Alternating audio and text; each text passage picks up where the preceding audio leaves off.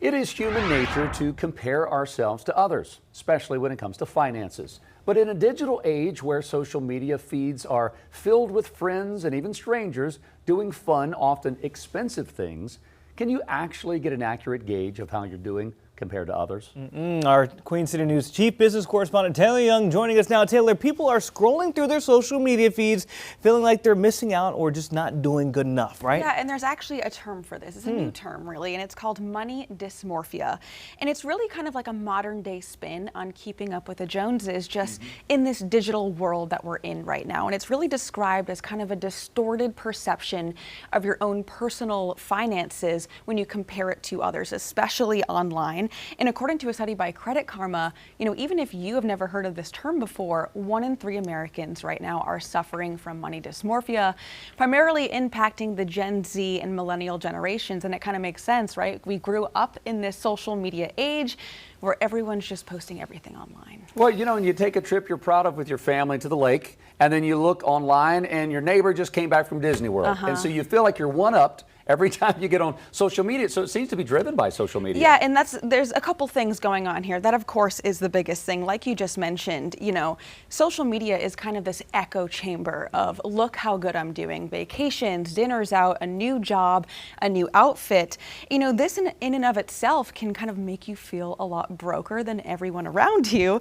But the reality is that a lot of people are actually borrowing money in order to afford this lifestyle. I mean, credit card usage is at an all-time high. We also know that the buy now, pay later loans have skyrocketed. And let's just look at, for one example, Coachella, which is a really popular music festival that happens every year. It is estimated that 60% of the tickets that were purchased for that music festival were purchased using buy now, pay later loans. Wow. So theoretically, about 60% of the people going to that festival didn't really have the money on hand. They are now paying it over a certain amount of maybe months. So just keep that in mind when you're scrolling on social media. Not everything is exactly what it appears to be. Yeah, nobody's posting saying I bought this with buy now, pay later, or posting their credit card statements.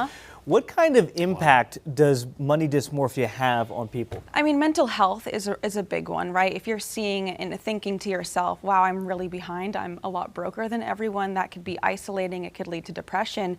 But I think secondly, and this is I think in my mind, the bigger one, is that this can only contribute to the problem even more, because now you might be saying, I need to now go out, I need to buy things, I need to post things, which is really just kind of making this cycle worse. Yeah, and it is.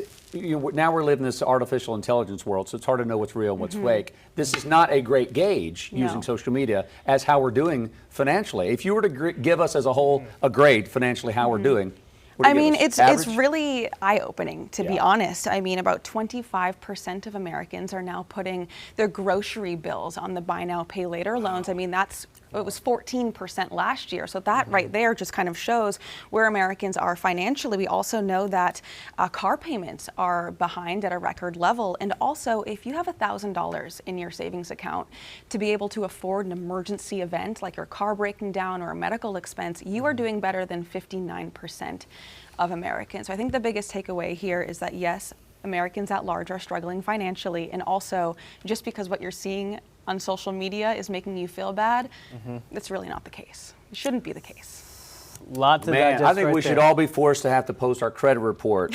One social post a month, that would humble a lot of us and give us a reality check. Yeah, Taylor, thanks. Appreciate that.